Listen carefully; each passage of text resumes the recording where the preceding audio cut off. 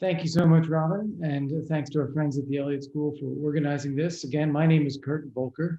I'm a career diplomat, left the Foreign Service first in 2009 and then again in 2019. Served as ambassador to NATO and special representative for Ukraine negotiations, and worked a lot on European affairs at the White House, Congress, and State Department. And I am a very proud Elliott School alum. I attended the Elliott School when it was called the School of Public and International Affairs. I actually knew Gaston Seeger, whose namesake one of our faculty members here takes the chair of. And it was a formative time for me. And I believe still today that the GW Elliott School is the premier international affairs education institution in the United States. And I know with the new dean coming on board, it's going to remain that way and get even better.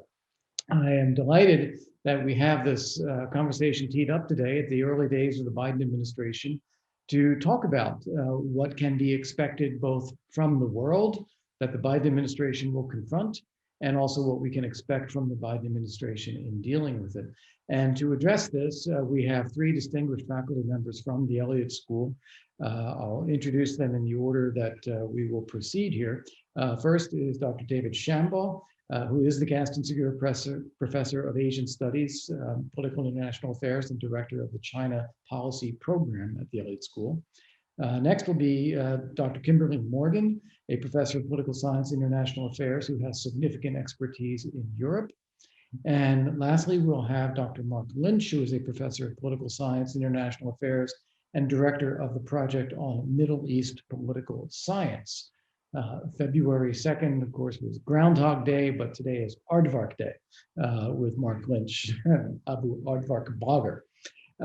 Delighted to have you all here, and I'd like to start with Dr. Shambaugh and Asia, which includes obviously the rising challenges that we have with China and the need to work with allies in Asia and other challenges there as well.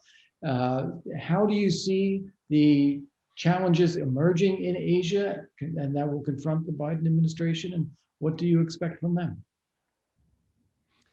Great, thank you, Kurt, very much. And I must say, like you, I too am a graduate, not just the Elliott School, but when it was called the School of Public International Affairs back in the day, SPIA. And actually, we just lost our dean from that era. Burton Sapin just passed away about a month ago. So I predated you, in fact, as a student, 10 years before that, in the 1970s. Anyway, the school is really continued to go from strength to strength ever since. And I really welcome today's session to be part of it. So let me just, as briefly as possible, try and identify what I think are going to be the priority areas of the Biden administration concerning Asia, or what is now called the Indo-Pacific. Indeed, one bureaucratic change is the National Security Council is now reorganized around the Indo-Pacific and has a coordinator for the Indo-Pacific, Kurt Campbell. But with all new administrations, there's obviously continuity and change. People tend to expect more change than continuities, but I'm going to argue that at least in this transition and with regard to this part of the world, we're going to see much more continuity, I think, than change overall. The changes will be really around the margins, tactical, you might say, not necessarily strategic. I think there's a lot that the Biden administration actually agrees with the outgoing or former Trump administration when it comes to this part of the world. So, but we're going to see some changes, and they're significant qualitative changes. So the first one I would identify is really a global one, priority for the Biden administration, not just Asia, and that's to repair and strengthen alliances. They have been very clear about that throughout the campaign and since they've taken office, and Kimberly's going to speak here in a minute about Europe and the European Union and NATO, in which you indeed have substantial experience, having been the ambassador. But I think that's the kind of starting point for the president himself and for Tony Blinken and many others. Alliances, alliances, alliances. And in the case of Asia, our alliances are, as elsewhere, in a state of disrepair, and they need work. They need reconstruction. some more than others. I would say, we have 5 bilateral ones in Asia: Japan, South Korea, Australia, and the Philippines and Thailand. Those are the formal alliances. Philippines, Thailand, and I would say South Korea are the 3 in most need of repair. But even with Australia and Japan, a lot of damage was done during the last 4 years. And so there's going to be significant repair work on many levels that need to be done with those 5. These are formal allies. Now, I would add quickly that we have very, very significant non-allied strategic partnerships in the region. Some of these strategic partnerships are in fact closer than our actual allies. I would note in that category, beginning with New Zealand. New Zealand's no longer a formal ally. They pulled out of the ANZUS Treaty several decades ago, actually, but for all sensible purposes, a de facto ally. Singapore, extremely close strategic partner across multiple domains. India, increasingly so. Vietnam, increasingly so, and Indonesia getting there. So, we have to sort of think not just about the 5 formal allies, but these other 5 significant countries in their own right. So that's the first thing I think we're going to see is significant attention to strengthening, rebuilding those relationships.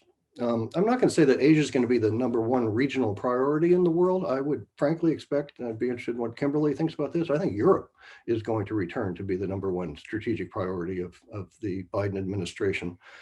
But in terms of resources, the Indo-Pacific is going to garner the lion's share. This now stretches all the way really from Afghanistan east. And we're going to see many parts of the US government, civilian and military, all prioritize the region. So that's the first point. Second priority I think we're going to see, undoubtedly, China. China. It's all about China. From the president to Secretary Blinken to National Security Advisor Sullivan, Secretary of Defense Austin, DNI Avril Haines, every other senior official have all made it very clear that China is the primary peer competitor. Russia is as well, but not in anywhere near the same league, as is China. And that this administration is going to approach China from a perspective of comprehensive, full spectrum competition. The C word, competition, comes up in every statement that administration officials have made. They sometimes preface it with different adjectives, in front of it. I think the president himself, he gave an interview on Sunday night to CBS. He called it extreme competition. So whatever adjective you preface it with, there's going to be full spectrum, full blown competition with China.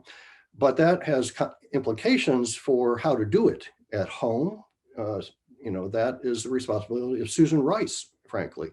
And Jake Sullivan has spoken a lot about investing domestically in order to compete with China. Lots of things are going to happen there, including in the higher educational space.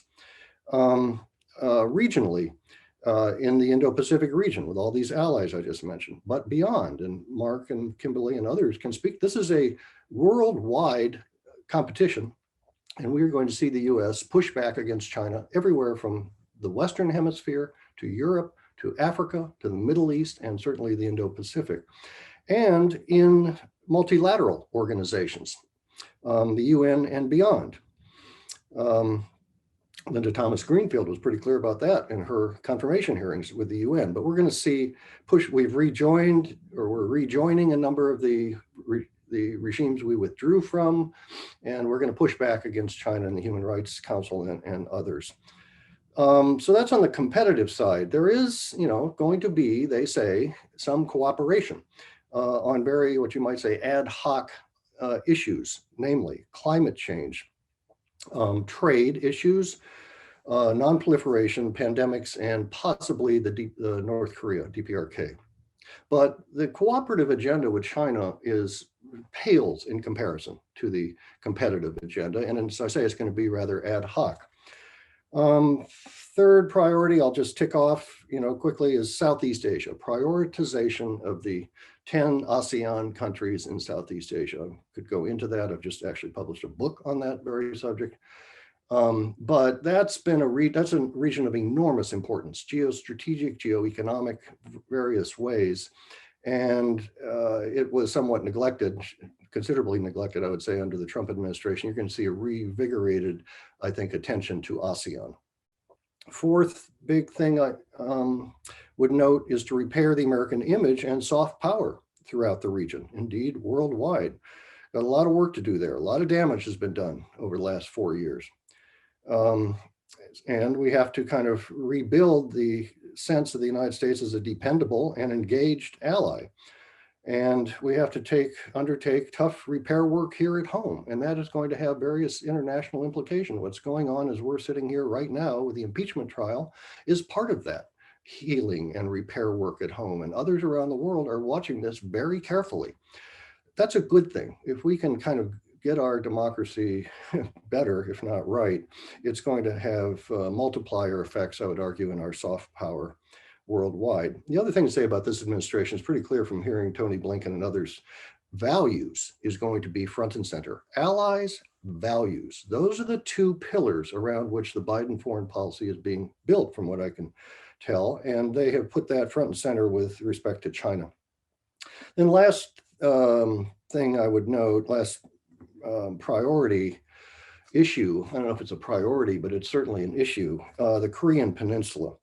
Very complicated, and it goes well beyond the DPRK nuclear weapons program. It includes repairing the relationship with our ally in South Korea, first of all. That's very stressed.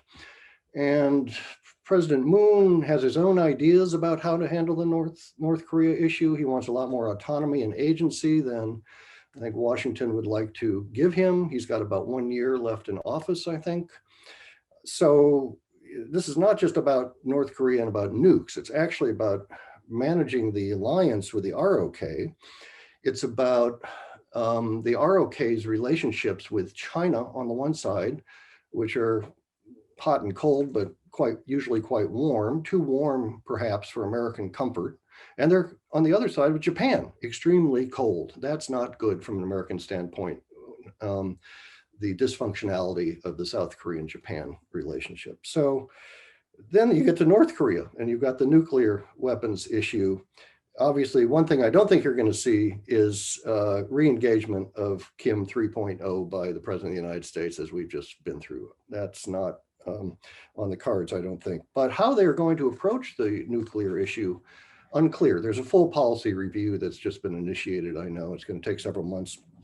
Jung Pak is now the Deputy Assistant Secretary of State for EAP. She's very experienced with this. So there's going to be a rethinking of how to pursue that. But that's my kind of general overview. The only other thing I'd really tag quickly is India. India is really important to the United States. And it's just not, we can go into that in Q&A, but I don't want that to be kind of left out of the discussion. So I'll leave it there. Great. Well, thank you so much. And if it's all right, I'd like to ask a few follow-up questions to stay in Asia for a minute. I'll try to be brief, and if you have brief answers too, we'll make sure we get to the other panelists. But the first thing I would say is, what does China expect from the U.S.? You said that the confrontational issues, the competition issues far outstrip the cooperation issues. What are they looking for from the U.S.? Well, just last night, we had a phone call between Xi Jinping and President Biden. A couple of days ago, we had a phone call between Secretary Blinken and his counterpart, well, not really counterpart, but Yang Jiechi, who's a Politburo member and kind of the foreign policy czar in China, not the foreign minister. And in both of those, and then Yang Jiechi also gave a speech to the National Committee on U.S.-China Relations a few days ago that I was part of. And their whole mantra, if our mantra is competition, competition, competition, their mantra is cooperation, cooperation, cooperation. They just don't admit that there's any competition in the relationship. First of all, that's kind of interesting. They continue to say cooperation is the only path forward, non-confrontation, cooperation, and win-win diplomacy. That's their stock mantra. And she reiterated that last night to President Biden. So rhetorically, at least, they're on a different page. Now, of course, I think they realize the competitive nature of the relationship, but they're not saying so publicly. And then the second thing they're saying is don't dare interfere with our internal affairs. And they are very specific about those internal affairs. And they have another code phrase they call core interests.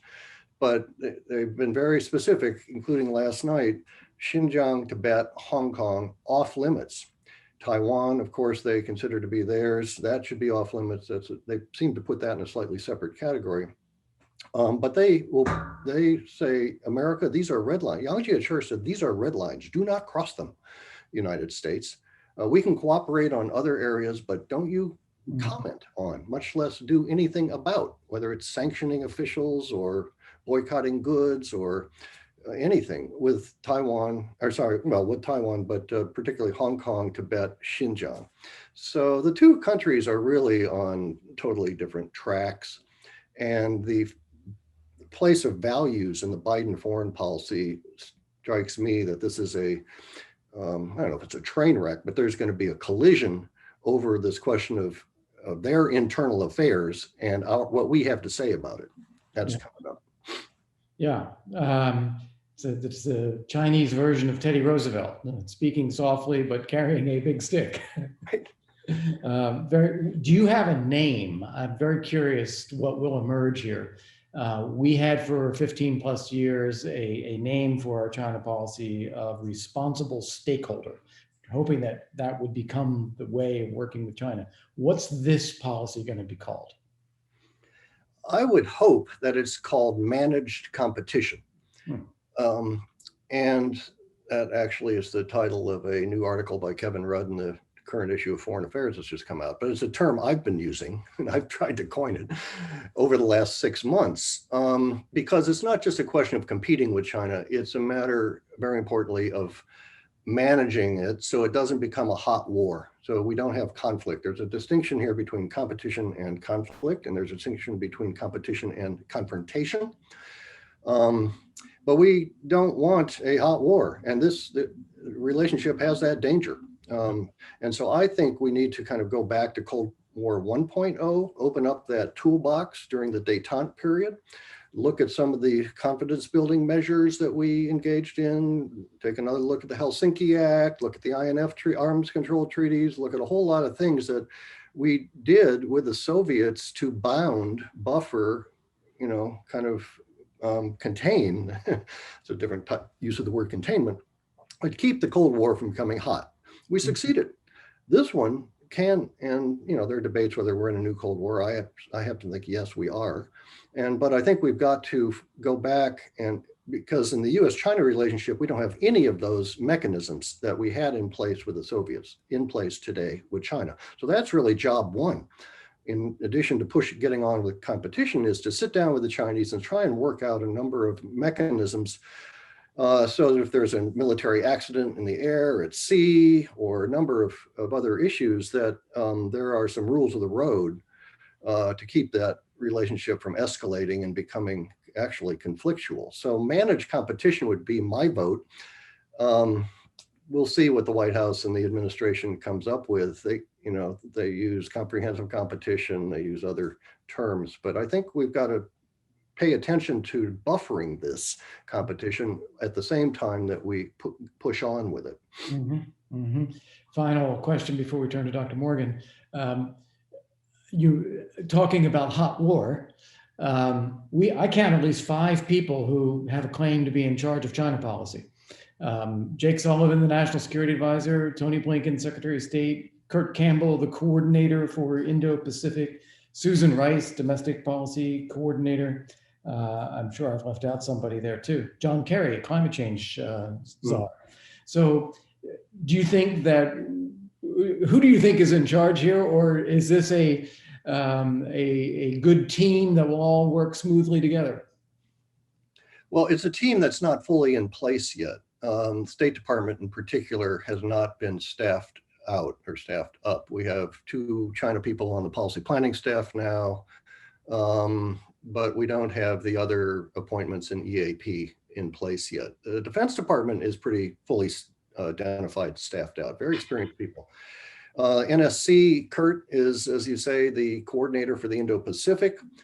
I would say, that Tony Blinken and Jake Sullivan are on the same page intellectually, and they're obviously counterparts, and they're going to work very closely together, the two of them, as they did throughout the campaign in managing China policy. But having said that, I think Kurt, and then whoever becomes the Assistant Secretary for East Asia Pacific, right now, actually, we just brought Sung Kim back from the region to be the acting Assistant Secretary. He's a very experienced diplomat. You know him, I'm sure.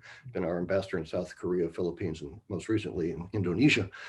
But he's acting, and it's unclear who they're going to nominate for the full Assistant Secretary position. But I think this is going to be it's going to be a whole of government China policy, first of all. And it's going to be run, I think, out of the White House and out of the NSC. And therefore, Kurt is the key guy. That's my sense. Very good. Very, very good. And in good hands, regardless. Dr. Morgan, let's turn to Europe. And the first thing that struck me about Dr. Shambaugh's comment concerning Europe was that he thought Europe would be more of a priority than Asia. What are your thoughts there? Funny, I would have said the opposite. I would have said Asia would be a bigger priority. But on the other hand, I think Europe is important for the United States to potentially achieve a lot of its other objectives. So I think working collaboratively with the Europeans, with individual governments, as well as the EU, in order to achieve various objectives in, vis-a-vis Russia, vis-a-vis China, vis-a-vis the Middle East, I think is to be expected. So in that sense, Europe will become a significant site of diplomatic dialogue, and certainly a rebuilding of alliances, much like David was just talking about. There's a lot of rebuilding that has to happen in the region. So with that, would you like me to continue on? With and I do want you to continue on. And I particularly also want to ask you to address a point that Dr. Shambaugh made. He's saying in Asia, you're actually going to see a lot more continuity in policy from the Biden administration following on the Trump administration. Do you see continuity or change in the relationship with Europe? Well, I think in contrast, actually, to China, we're more likely to see change as opposed to continuity, although I think there are a couple of areas where we are likely to see some similarities with the Trump administration. I mean, I think in pondering this, it's worth recollecting, just how much damage the Trump administration did in our relationships with the EU and with European governments. And as a consequence, of course, many in Europe greeted the defeat of Trump with not just relief, but euphoria. And when we're thinking about, all the things that have happened in the last couple of years, whether it's leaving the Paris Climate Accord, the tariff wars that have been going on over the last couple of years, the sudden troop cuts, for troops stationed in Germany that were unilaterally announced, all of those are good examples, but also the contemptuous way in which Trump treated and spoke of European leaders. Politico reported today about how he called Angela Merkel and Theresa May losers. So, all of these things really contributed to quite a poisonous atmosphere.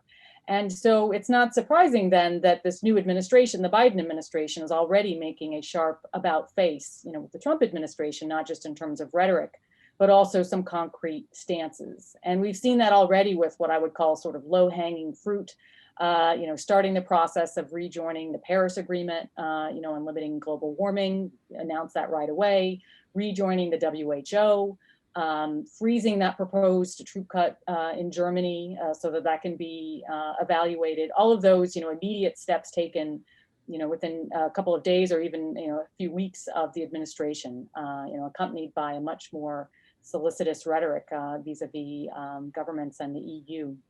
But I think the interesting question is to ponder whether there might be some areas of continuity with the Trump administration's policies, much like David was talking about in China. And I'll just mention a couple that strike me as some areas of potential continuity, some that are more immediate issues and one that is potentially longer term. One of the immediate issues, and I'm sure Marc is going to weigh on this as well, is the Iran nuclear agreement, something that the US had, of course, worked very closely with European governments on. and left in 2018. And I think the hope among European leaders was that the US would be willing to rejoin the agreement without adding new conditions. And that was certainly what Biden had campaigned on, that the US was willing to rejoin the agreement, but immediately now has signaled that the US is not going to just rejoin the agreement, but would like to see perhaps new negotiations, further concessions on the part of Iranians. And this opens up a potential rift with the EU, which just in December said, no, we don't want new negotiations. We want to just go back to the agreement as was, and then maybe we can pursue some reopening later on, but that we at least need to go back to where we were in terms of, the agreement as it had been reached previously. So that opens up a rift and a kind of question mark about what's going to happen with that agreement, given the potential difficulties of getting all the various partners back around the table again on this issue. So I think that's something perhaps Marc would like to talk about further. I think a second thorny question, and could be a basis of some continuity with the Trump administration, is actually the issue of trade. Of course, the Trump administration's rhetoric was often quite confrontational and even bombastic on trade relations. The Biden team, I think, will obviously be less so. But there are some underlying enduring areas of conflict with Europe over trade that really predate the administration and will continue. There's long been a lot of rancor, for instance, over Airbus and Boeing, and are they benefiting from unfair subsidies? And that is something that has heated up over the last couple of years. There's also the question of the tax and regulatory treatment of global tech companies. There's growing momentum in Europe and elsewhere for imposing digital service taxes on tech companies, something the Trump administration opposed, and I would expect the Biden administration to continue to oppose and to defend the tech companies against things like this. So these could all be sort of areas in the trade realm. But just more generally, what's coming out of the Biden administration already is an apparent rethinking of the US approach to trade, and a rethinking of Biden's stance, which had been much more, he took a variety of different positions on trade agreements, but in general was fairly open to a lot of the trade agreements negotiated the past decades. And now the administration is really signaling that it's concerned about further trade liberalization without greater protections for workers in the middle class. So that could mean things like those steel tariffs, which the Trump administration opposed. Perhaps the Biden administration would like to keep them in place, particularly if they are appreciated by key states in the Midwest. It could mean a kind of reluctance to return to the negotiations that had been ongoing prior to the Trump administration for an EU-US trade agreement. So that could be another area of some continuity. But I think yes. Well, I'm just going to expound on that a little bit too, because I agree with that point, that I think there is actually going to be a lot more continuity than people expect. People get very easily distracted by the personality of President Trump and the way he talks and the way he treats people. It just infuriates people. And if you can go through the mental exercise of ignoring that, which is not easy to do, and focus on the actual policies, I would argue there's a great deal of continuity between the Trump administration and the Obama administration. And there will be a great deal of continuity with the Biden administration as well. And I think that is a tough policy on Russia, strong support for Ukraine and Georgia, insistence that NATO allies pay their share, 2% of GDP on defense, commitment to NATO, although it was a reluctant commitment on President Trump's part, but nonetheless, we stuck with it. And he ended up actually having a good relationship with Stoltenberg, the Secretary General. Also in dealing with other issues in the rest of the world, we'll come to the Middle East later, but I don't see that there'll be change in how the US is dealing with the Middle East.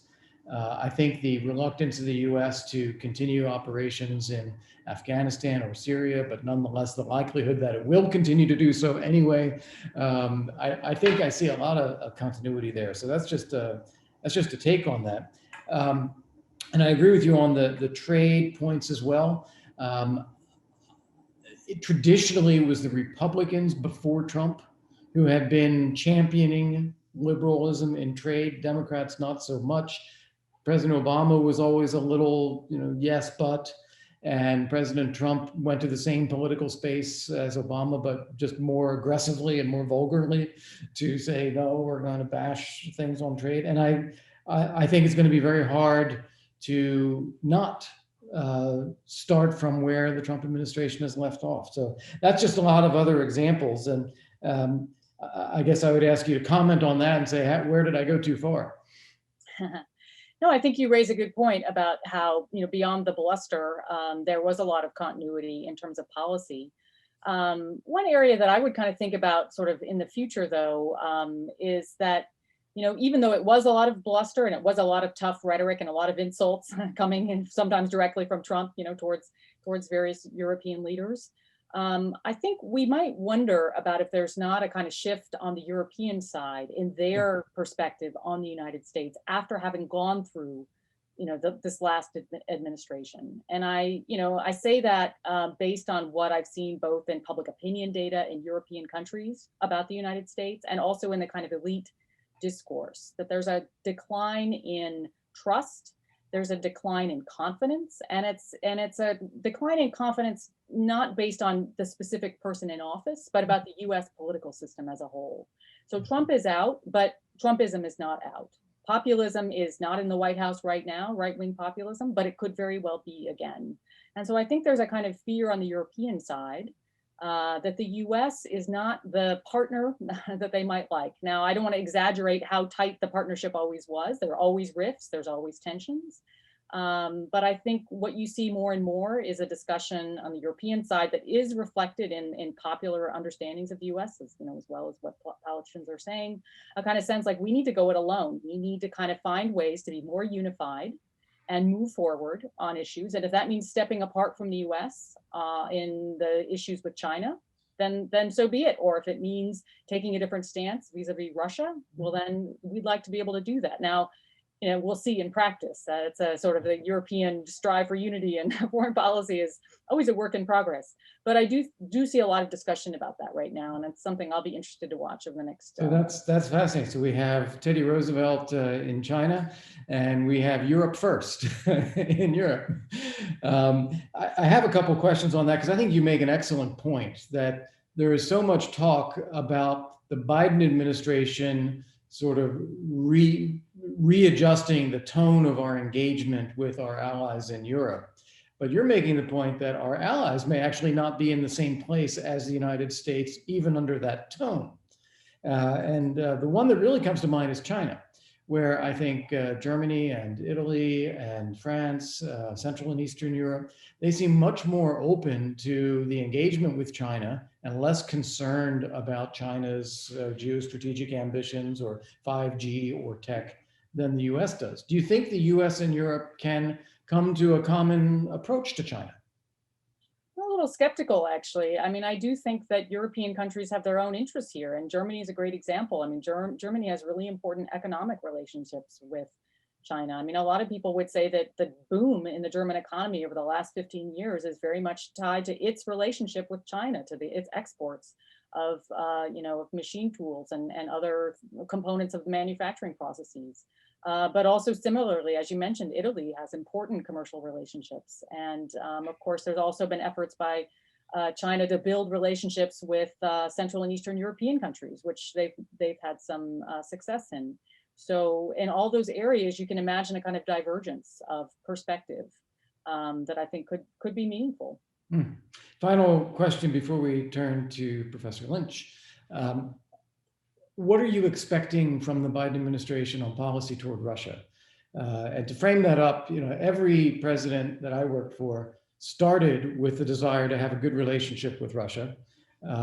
Going back to George H.W. Bush and then President Clinton, and with Boris Yeltsin, which actually may have been the high point. And then we had, President Bush looking into Putin's eyes and saying he saw his soul, when we had Obama doing the reset policy, and we had Trump saying, why can't we just get along? Do you expect another effort to figure out where we can work together with Russia and try to deprioritize areas where we disagree?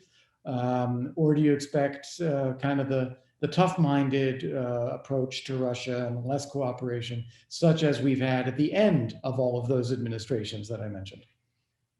Yeah, that's a hard question. And it's not really my area of expertise, but I guess I would speculate that there will be an attempt to try to find some common ground, because there's so many issues, like the Iran nuclear agreement, for one, just to give an example. I mean, to kind of go back to the table on that one, you need to have some kind of dialogue.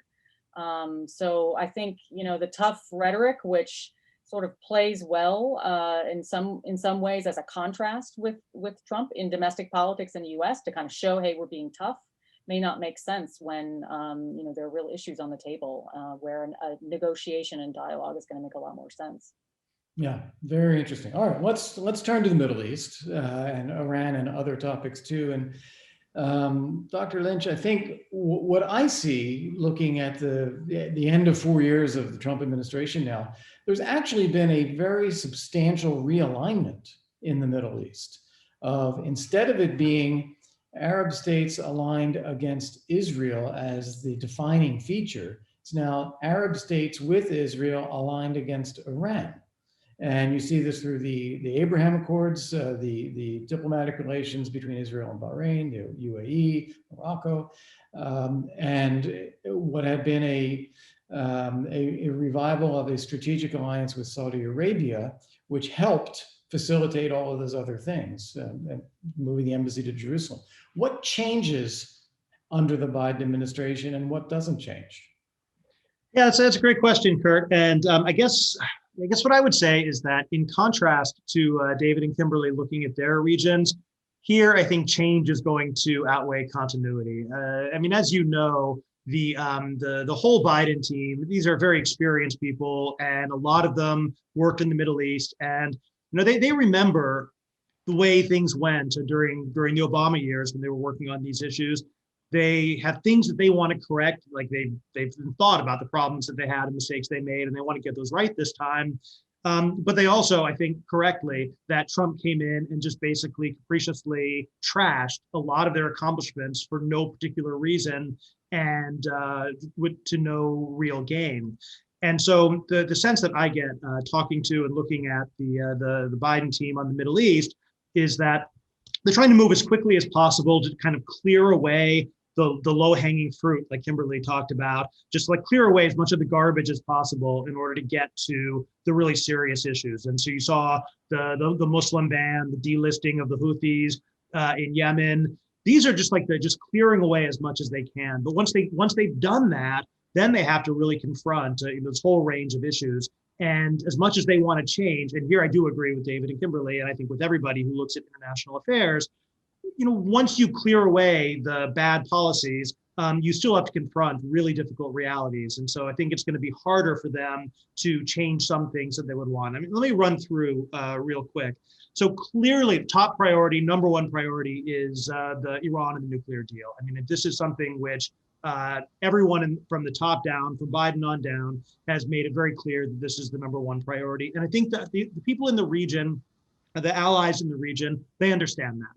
And I think that there's a very strong desire on the part of Saudi Arabia, the UAE, and Israel to slow roll that, to stop it if they could, but to not be blamed for its failure. And so I think, and one thing I would disagree slightly with Kimberly about is that Europe has not been united on this. France is actually working quite closely with the UAE to try and find new ways to slow down a return to the JCPOA.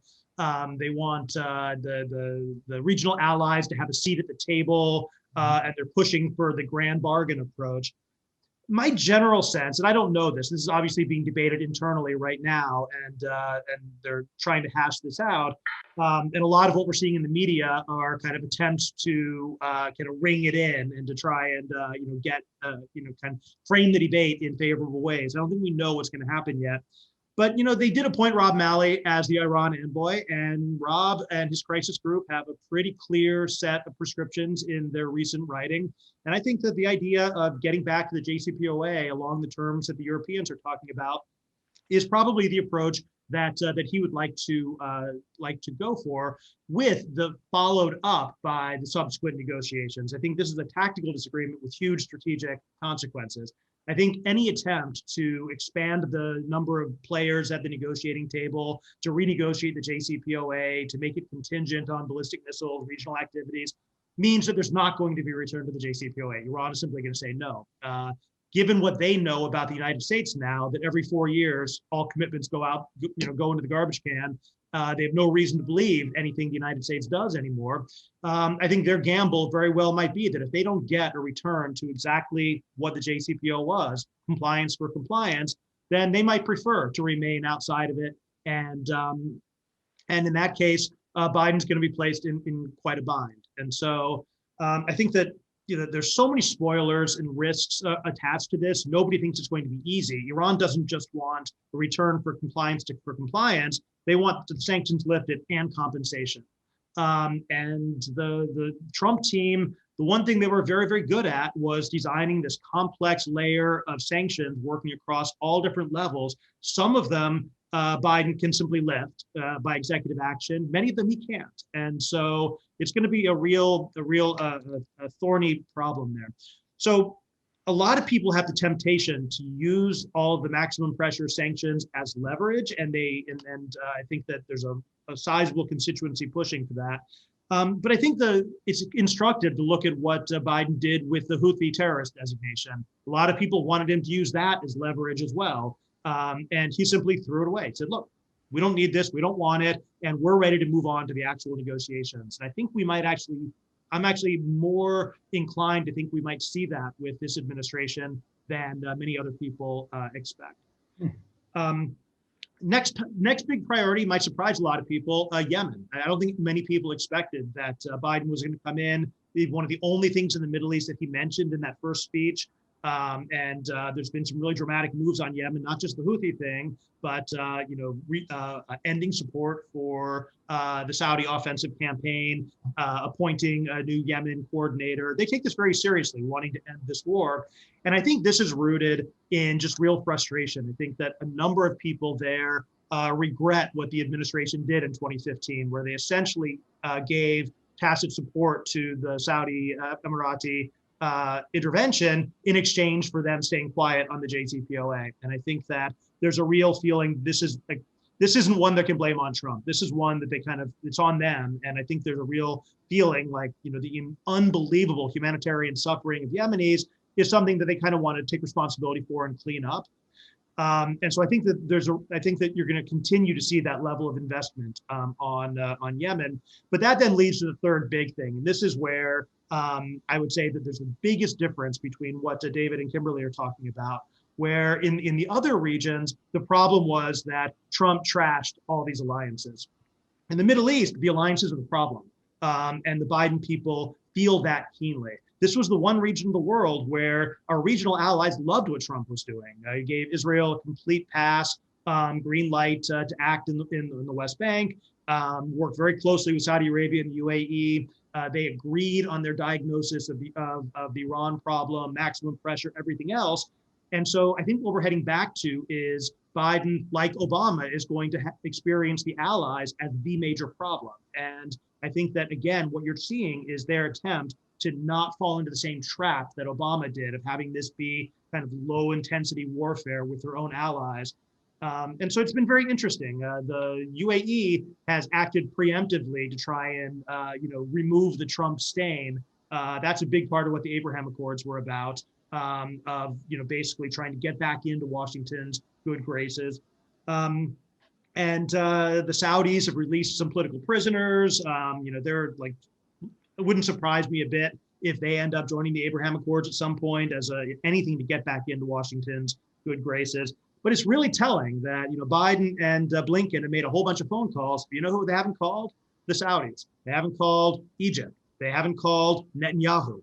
And these are really, really clear signals, I think, of how the Biden team is thinking about this. Place you're not going to see much change is Israel. The Biden team, they would like to see two-state solution, return to negotiations, but nobody thinks that's in the cards. And they all remember what happened when Obama tried to push for negotiations in 2009. they're not going to make this a high priority. This is going to be way, way down the list. They're not going to be doing what Trump was doing in actively encouraging settlements and pro-Israel, those kinds of moves, Netanyahu's moves. Biden personally, I think it's fair to say, can't stand Netanyahu. And you're right, personalities maybe shouldn't matter that much. But you're not going to see the embassy being moved back out of Jerusalem. They've already said that. You're not going to see, pulling away from the Abraham Accords. Everybody supports that. So I think you're going to see more continuity on Israel than you're going to see in most other parts. But still, you're not going to see that lockstep, hand-in-hand approaches between the administrations. Beyond that, I mean, Turkey's a huge problem. I already saw in the Q&A, people have questions about Turkey. And it's a problem that nobody really knows how to solve. Turkey under Erdogan is an aggressive, nationalist, populist country. They're acting independently. They view Biden with great suspicion. Brett McGurk has a long history with Erdogan because of what they see as his support for the Kurds in Syria. Turkey's going to be a tough problem, and no one really quite knows which way this team is going to jump on that yet. They haven't really showed their cards yet on the S-400 or on anything else.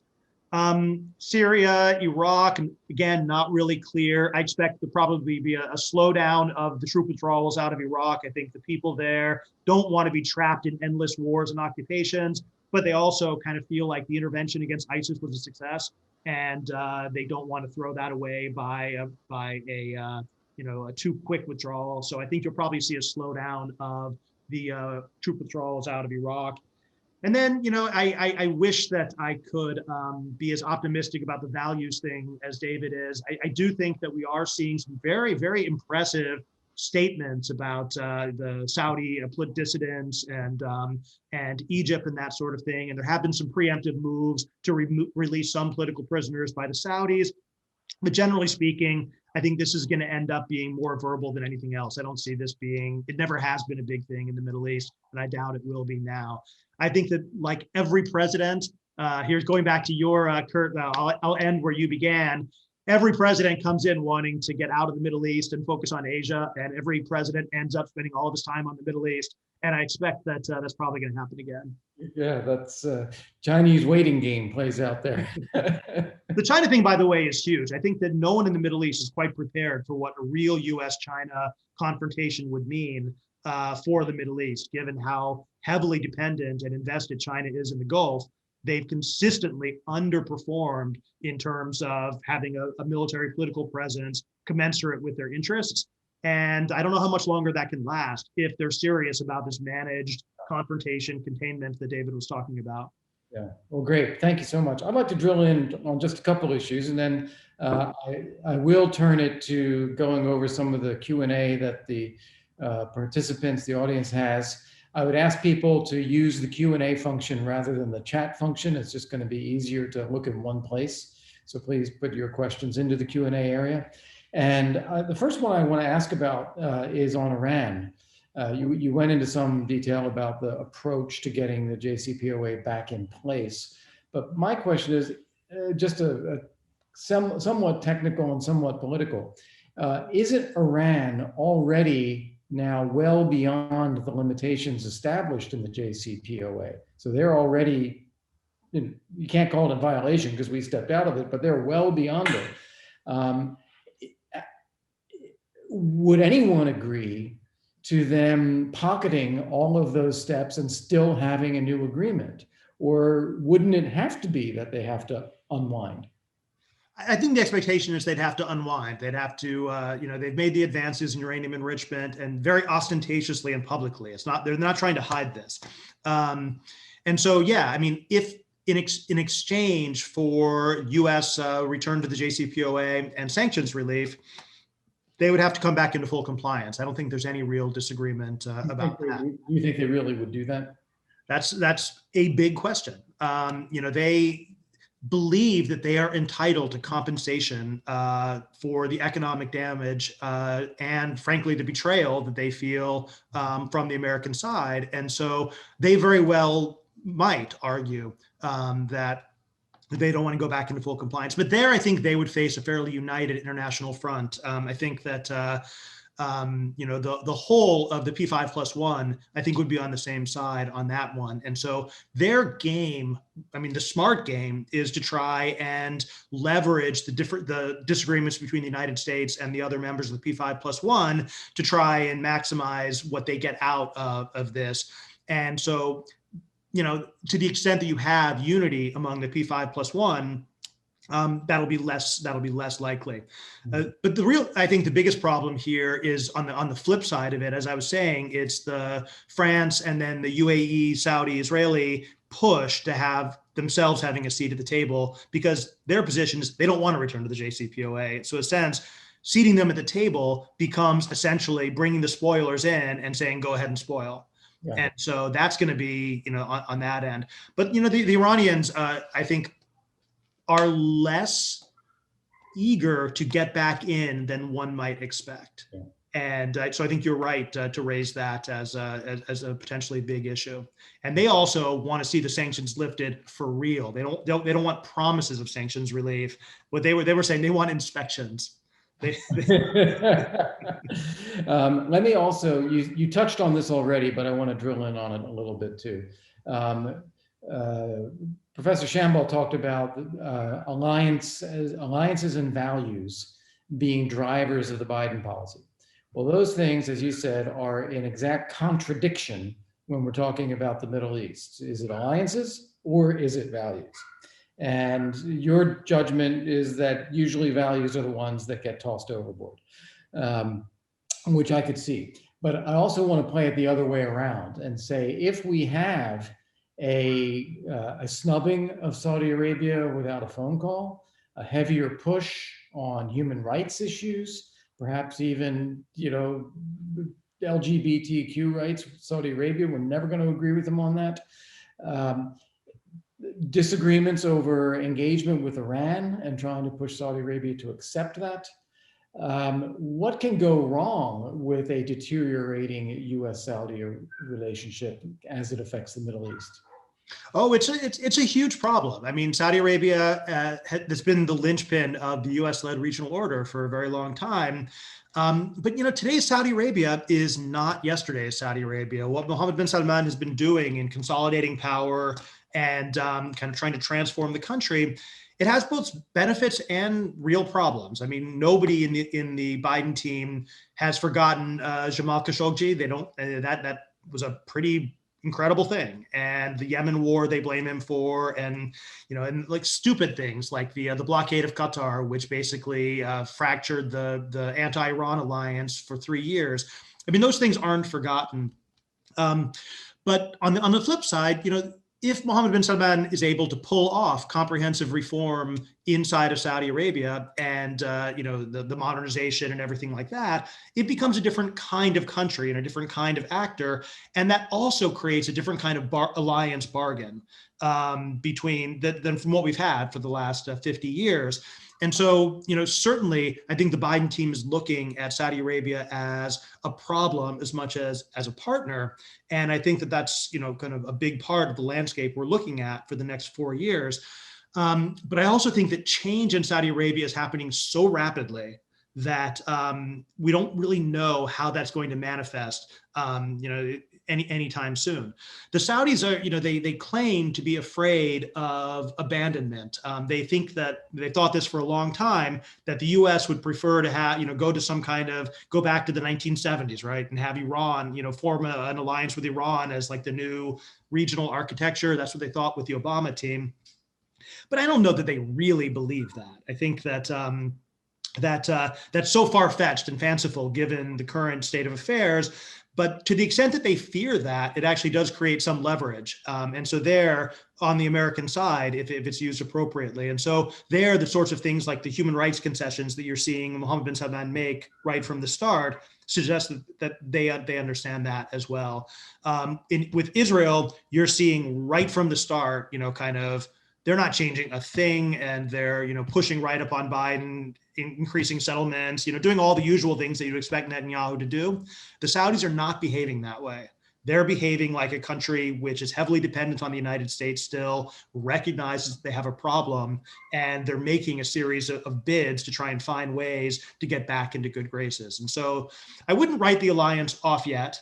And I do think that we don't know where exactly MBS is taking the kingdom. And so this is one of the questions in the chat, and I'll just close this, how the relationship between the Biden administration and MBS develops. And it sounds like what you're saying is the Biden administration may be calculating that Saudi Arabia is more concerned about the relationship with the US than they are with Saudi Arabia, at least for now. I think that they recognize that they have a problem. You know, the Saudis and the Emiratis were in lockstep for quite some time, but you know, Mohammed bin Zayed he's smart, and he saw what was the Crown Prince UAE of Abu Dhabi and de facto leader of the UAE. He saw what was coming, and he got out in front of it in ways that Mohammed bin Salman did not. And so they understand, I think, that there's some alliance repair that needs to be done. Again, it's interesting to see the different approaches that Netanyahu's taking compared to Mohammed bin Salman in terms of, I think, their recognition. Because remember, Saudi Arabia doesn't just have a problem with Biden, it's with Congress. And they have had kind of a full-scale problem with the American political class since the Khashoggi assassination, and increasingly with the Yemen war. And I think that they're starting to recognize that. Mm-hmm. We're going to bring all of the guests or all the speakers back in again, because I want to have everybody have a chance. And one of the issues, it comes up in some of the questions in the Q&A already, but I want to frame it a little bit more broadly. The Biden administration has stated very clearly that climate change is going to be a top priority in foreign policy. And of course, appointing the former Secretary of State, John Kerry, to be the climate guru in our foreign policy. What does this mean in each of your regions that we've talked about? And let's go first with Professor Morgan, because I think the Europeans may be the ones most happy about this, and then we'll move on from there. But what do you think about the climate change emphasis? Yeah, I totally agree with you. The Europeans are very happy about the U.S. Stating its willingness to rejoin the Paris Agreement right away. You know, I think they were thrilled about this. And it's an area where I hope to see the Biden administration really make some serious headway, because it's not enough to go back to the commitments that the Obama administration had made. I mean, everybody knows the Paris Accord itself was just a first step, and that the next big step is going to be in Glasgow in November, where countries are going to get together and the rubber will hit the road, and they need to really make some concrete statements and promises about, about what next to really try to meet the various objectives. So the fact that this has been, in a sense, a kind of signature issue throughout the campaign and now right from the get-go, gives me some hope. On the other hand, having watched this issue for decades, there's always reason for pessimism about the realities, given a lot of the domestic pushback that we can expect to see in the United States against serious measures. We heard a lot about coal interests during the campaign. There's a lot of reasons domestically why we can expect real pushback on this. So remains to be seen how much we can get past rhetoric and grand goals to actual progress in concrete measures taken. Okay, well, Professor Shambaugh, I think a lot of people make the argument quite credibly that you can't make progress on climate change without China and India changing fundamentally their approach. And this just seemed like another area of confrontation with Asia then. Oh, I'm not so certain, actually. I think that across the region, there's a welcoming that the U.S. is going to re-engage with the issue and prioritize it. But I don't think that this is seen bilaterally. In the U.S.-China case, there's press reportings that, will Kerry hijack China policy because of climate change? Is he on one track with climate change, which is a cooperative track vis-a-vis this competitive track we spoke about earlier? I don't see it that way. I don't see climate change as a bilateral issue between the United States and China or the United States and India. It's a global multilateral issue. And all these countries are at the table. And to the extent that the US can work with Europe and other actors, that's going to bring pressure, you might say, to bear on China. But China has its own motivations. They've actually made some commitments in recent months. Go to by 2060, zero carbon neutrality. So I don't think this is a friction issue. And many countries in Southeast Asia who suffer from forest fires and other water stress problems and others, I think this is welcome. So I don't really see it as a problematic issue vis-a-vis the Asian states. But I'd be curious what Marc said. I would also just like to get your view, Kurt, on the question you asked of Kimberly about Russia, given your experience, and where you might see that relationship going, particularly given the Navalny element in it. Can we have what kind of relationship with Russia can we have given the Navalny situation? Is this going to be like Shevardnadze all over again, or? So I don't know if we have time left. I just want to get that on the table. I'd be interested in your own views. Let me ask Marc first if he wanted to comment on the climate change question. The thing about climate change is that the Middle East is extremely vulnerable to climate change. I mean, the record-setting heat in the Arabian Peninsula and Iraq is just, these countries are almost uninhabitable. At the heat extremes that we're seeing now, the coastline across North Africa, most of the major cities are along the coastline, and they're extremely vulnerable to rising ocean levels. But it's just not an issue that gets any real traction in the Middle East. The only place that it really does is energy producers who are worried about what it might do to global energy demand or oil prices. But beyond that, you'll get your token, the UAE or Qatar will fund conferences or, funds for, developing sustainable this, that, and the other, but it's just not a high salience political issue in my region. Okay. Well, good. Let's, just to answer your question about Russia. And a number of my friends who are joining the Biden administration may not like this answer, but I predict that there will be an effort to find areas of possible cooperation with Russia to turn down the temperature of confrontation. Even though we're not saying we agree with Russia on everything, we're not endorsing their occupation of Ukraine or Georgia or anything like that, but to look for areas where we can work together, such as on Iran and JCPOA, such as on nuclear issues. There'll be others. Back in the Obama administration, it was logistics through Russia to get to Afghanistan, possibly some discussion about Syria. So then you get into a situation where, well, because we are trying to work together with Russia on these things, we want to prioritize that and deprioritize areas where we disagree and where we have a problem. And it ends up, every administration has done this, every single one. It ends up empowering Russia's bad behavior. And that is what I would predict again. It's a cycle that I think we're going to go through. It may not end that way after 4 years, but I think that's where we're headed now. And I would just point, whoever's watching here, there's this series of, there's an open letter in Politico, I believe it was in August, by some very experienced senior people, including Tom Pickering, who was ambassador to Russia, Tom Graham, who was at the NSC doing Russia, the Kissinger Associates, Phil Breedlove, who was SACURE, many others, Fiona Hill, all signed this letter that essentially, without using the word reset, called for a reset with Russia. A number of other people then signed a rebuttal letter to that. I was one of them. And then I also wrote my own piece in foreign policy to discuss it a little bit more.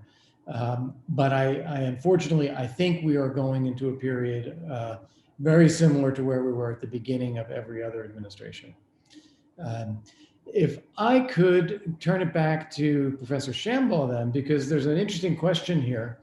It's the very first one in the Q&A. and it was the last point you made in your opening presentation, which is we need to not forget and indeed prioritize a good relationship with India. The question is put, would it be wise for the US to foster India as a regional hegemon? That probably goes beyond what people are thinking. But I think you'll appreciate, maybe you would discuss a little bit, we both welcome India and our good relationship with India as the largest democracy in the world and potentially great for the global economy and great for US economy and exchanges. But at the same time, India has always been a very difficult country to work with. So how do you see the India-US relationship going forward? I wish we had our new dean, Alyssa Ayers, on this call, she being one of the country's leading India specialists.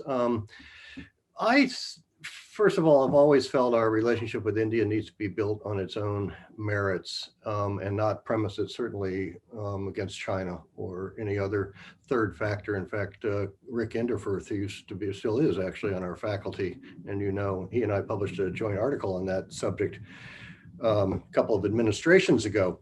So this is an extremely important, large country with all sorts of attributes that the United States needs to engage comprehensively and has been over consecutive administrations. You know, talk about continuity. This is another area of continuity. This goes back really to Clinton, you know, that's when it began, and 3 subsequent administrations have all, you know, built on that foundation. We have a very good relationship with India.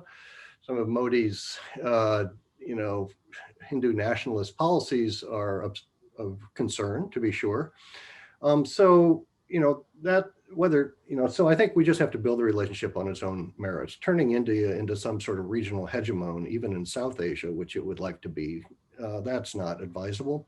I would also note, though, that India has been what they call acting east, or that's the policy, act east, look east and then act east. So India has really become a player in East Asia, both bilaterally and regionally and across various functional domains. So the India-Japan relationship, the India-South Korea relationship, the India-Vietnam relationship, India-Australia relationship, and of course, Thailand and Myanmar. All, and you know, increasingly strong. So we shouldn't just think of India as a kind of South Asian actor any longer. It's certainly a middle power. It's a rising power. And I think we've got to really build our relations as thoroughly as possible. But as you noted, this is not an easy partner. It's a prickly partner, always has been. And Americans just need to sort of reflect on that and read up on the history of that relationship. So I guess that would be my response. Yeah, very interesting, very interesting. I stay with you. There's a couple of questions in the Q&A that connect. The Belt and Road policy of China and all these investments into various places, and particularly the influence that China has developed in Africa. How do you see that issue to begin with? What are the risks inherent in that, or what should we care about? What should we not care about? And secondly, what do you think the position of the Biden administration will be in addressing that?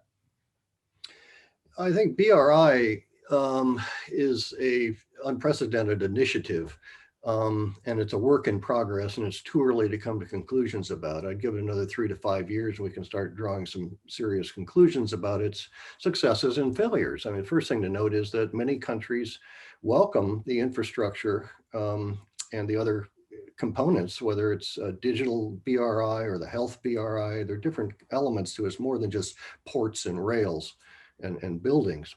On the other hand, in the last 2 years, we've seen a lot of pushback, or seen a lot of errors on the part of the Chinese with different projects, and therefore pushback from various countries against BRI, mostly in Southeast Asia so far, more than in Africa. But we're beginning to see that there as well.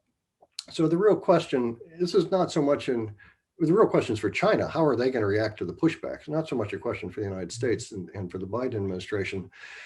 There's a tendency in Washington to view BRI as a geostrategic leap for China to control the Eurasian continent and the Indian Ocean littoral. That is an element, but it's not the only element. And I think we just need to kind of take a sober, multifaceted view of it, and not see it necessarily as intrinsically, against American interests. Frankly, I think the Chinese overstepping and overreaching and a number of the problems we're beginning to see emerge, that will accrue to American interests. Just let them do that, let other countries push back. So I see trouble on the horizon in China's relations with a number of these countries that are intrinsic to that. It had nothing to do with the United States, but will, as I say, it could accrue to the American position. Mm-hmm. I want to pick up an issue that came up earlier. I think both Professor Lynch and Professor Morgan mentioned it, which is Turkey and the S-400 issue. I'm curious to hear, maybe we'll go to you, Professor Morgan first, but do you see the possibility of realigning the US and Turkey? I'll give you my point of view, but I'd be interested to hear yours. If you are standing where Turkey is and looking around, you've got Russia and a very heavily militarized Russia, and militarized in the Black Sea as well, where Turkey is the whole southern coast of the Black Sea. You've got a crisis in Syria, you have ISIS, you have Iran, you have some Kurdish terrorist groups that the US has supported, and others that are not terrorist groups that Turkey has a great relationship with. You have rivalries of Turkey with some countries in the Middle East. You have disputes in the Eastern Med. You have disputes over Cyprus, but also over energy. You have a fraught relationship with Europe. And if you think about what Turkey's interests are in handling these and what US interests are, you can pretty easily start to find overlap and say, even though we've had difficulties with Erdogan and Erdogan's had difficulties with the US, we actually have some very similar interests in this neighborhood. So can we get US-Turkish relations back on track? And what about the S-400? Is there a way to put that in a box and have a more strategic dialogue? Or what do you expect here? What do you think is possible? So Dr. Morgan first. Well, my impression on the S-400 is that already there were some kind of noises coming out of on the Turkish side about trying to find some way to wiggle out of the conflict on that, by not fully making the system operational as a way to try to sort of maneuver in the early stage of the Biden administration, maybe a sign that they're interested in trying to kind of repair relations.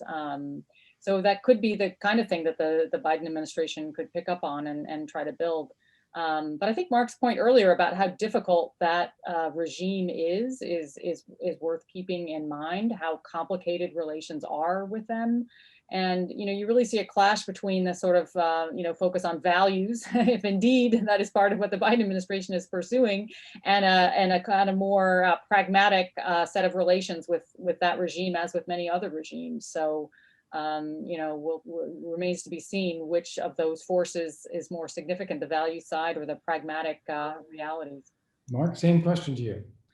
Yeah, so like Kimberly, we have heard there's some creative proposals, basically keep the S-400s in a box and don't deploy them, in exchange for the US allowing Turkey to continue going on a full-scale offensive against the PKK, which is what they really care about. I think more broadly, I think that the foundations of the US-Turkey alliance are basically completely gone. I think that Erdogan understands Turkish interests and its position in the region and in the world just very differently than, not just from the way previous Turkish leaders did, but even from the way he did 10 years ago. Turkey right now has a very, domestically ever escalating autocracy fueled by his complete paranoia following the 2016 failed coup attempt. This increasingly autocratic regime views the United States as much a source of its problems as an ally. It doesn't behave like an ally. And I think that the US often fools itself it remembers the way the US-Turkish alliance used to be and thinks we can get back to that. I think Turkey really has fundamentally changed, though. And if you look at the way, for example, it's been able to successfully intervene militarily in Libya, in Azerbaijan, in northern Syria, it is not it's not a country to be trifled with right now. And I think that it feels very much like it is both advancing in the region and has been betrayed by its previous allies. And so that's a toxic combination. Its positioning itself, its alliance with Qatar has remained strong. I think where you might see something that is familiar to, like, the old days, the Obama years, could be that it wanting to position itself as a go-between with Iran, as a way of, saying, okay, look, we can offer you an alternative to what the Saudis and Emiratis are doing, but it is very much locked into that Middle Eastern Cold War right now, and against the Saudis, Israelis, and Emiratis. And I don't see a lot of pragmatism coming out of Ankara right now. Very interesting. Very interesting. There's one question in the Q&A, very specific. I wonder if you have a comment on it. What will be the impact of elections coming up in Iran? Oh, it's a great question. And I think that that's one thing which makes a lot of people feel like we're running against the clock with the elections. And certainly Rouhani is portraying it that way. And it is true to some extent. I mean, the thing about Iranian elections is that, unlike most places in the Middle East outside of Israel, you actually don't know what the results are going to be. What we do know is that for going back decades, the winner is almost always the one that is not the person who's not supported by the supreme leader. And the only exception to that isn't really an exception. It was in 2009 when Ahmadinejad lost, but then they installed him in power anyway with the first Green movement. But typically, what you have is a popular vote against the preferred hardline establishment. But what you have right now with Rouhani is he's been in power as long as he's been there, and Iran has got massive economic problems due to the sanctions, horrible mismanagement of the COVID situation, and the reformist, what remains of the reformist camp, is under a tremendous amount of pressure. And so I think these are very unpredictable elections, and they could very easily swing in the direction of a conservative who simply, kind of someone on the IRGC side who basically says, we don't want to go back to the JCPOA. Mm-hmm. And so I think, that's one thing where Rouhani and the supporters of a return to the JCPOA, they might want to get a bargain quickly, because then they have something to show voters. There's something that they pay, the suffering and the price was worth it. We got something back. But the elections really do matter, but we don't know how they're going to go. It's actually kind of a cool thing if you think about it. Most Middle Eastern elections, we know exactly how they're going to end. And in this case, we might wish we knew how it's going to end, but we really don't. Mm-hmm. Very interesting. There's one question that just popped up in the Q&A that I think is a very relevant one. I'm going to ask this one, and then I'm going to have a general one for everybody to answer to wrap up. But the one that just popped up is, we talked a lot about foreign policy, diplomacy, security, but what about other tools in the toolbox, and particularly development assistance, development finance corporation, trade policy? What other ways do you see the Biden administration wielding U.S. influence in the world through other parts of the toolbox, particularly assistance? And who to turn that to? I guess, Mark, I'll turn it to you first, because I think. Sure. I mean, I would expect them to try and ramp those things up. I mean, it's been a hallmark of this whole of government approach was very popular in the Obama years when most of these people were previously serving. And I think that especially in the COVID era, there's a lot that can be done to kind of ramp up, actual, just show that America's back by actually getting involved in aid and development again. So, I certainly hope to see that. I think that the immediate returns on it are likely to be less than people want. There's rarely a direct one-to-one return on goodwill or that sort of thing, but it's the right thing to do anyway. And I think that the simply having the United States involved again in things that are not, for lack of a better word, Trumpy, is going to be a real bonus. But again, I think the effects will be felt on the margins and will take some time to materialize. But I think they're the right thing to do anyway. One more while I have you, The Trump administration in the final days recognized Moroccan sovereignty over Western Sahara. Do you see any change in that under the Biden administration? They are definitely taking a look at it and trying to figure out what to do. And this is one of the things where, everybody basically supports the, finding ways to have the Arab states normalize with Israel. And, no one objects to Morocco, the U.S. helping Morocco normalize with Israel. But that was an enormous price to pay, overturning, decades of the U.S. position in international law on the Western Sahara is potentially deeply destabilizing. And so they're going to have to take a look at it and figure out what to do. But it's hard to put back into the box. At this point, those are the kinds of positions. That's not a low-hanging fruit the way that the Houthi designation was. And so they're going to have to figure out a way to finesse that. The other thing is that, as with all of the normalizations with Israel, they're all easily reversible. So Morocco is in a position to say, hey, we had a deal, and then they can take that back. And so I think that this is one that I think the Biden team would very much like to put back in the box, but they're going to have a harder time doing it than with some of the other things. Thank you. David, quickly too, there's a question about Kashmir. Do you see any priority on Kashmir, any change of policy there? Oh, goodness, I really don't know. I think it's a tough one too. I'm not going to push you on it. But the question I have for all of you, and I'd love to hear you each address how you think of it both as a nation, but then also with reference to the areas of the world we're talking about.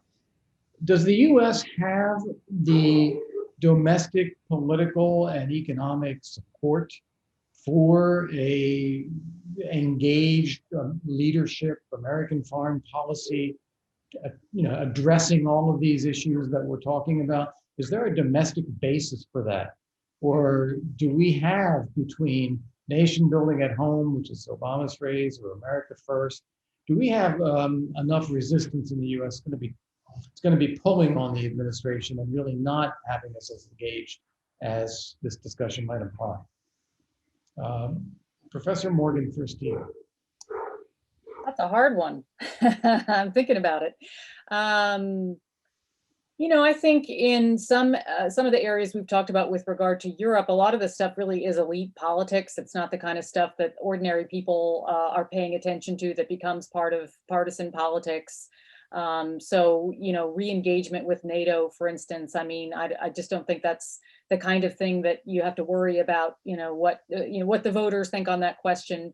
Where there could be areas, though, of friction are some that we've talked about already, with climate change, with trade, for instance, where support for further trade liberalization. Maybe that's just not where the U.S. is going anymore. Based on the kind of lessons of the past couple of years and a kind of rethinking about globalization. And I think that's a much bigger question, is really kind of how the U.S. is going to position itself vis-a-vis globalization, having been a champion of it for so long. And are we now seeing a reorientation, based on not only shifts in the Democratic Party, but shifts in the Republican Party? Yes. So I think that's going to be a really interesting question ahead. Right. David? I would just pick up and agree completely with what Kimberly just said about globalization and trade liberalization. So in the case of Asia, we're really not on the same page as the Asian countries. They are moving forward very recently, even with this creation of the new Regional Comprehensive Economic Partnership, RCEP. The successor to TPP, which of course Trump pulled out of, is up and running and expanding.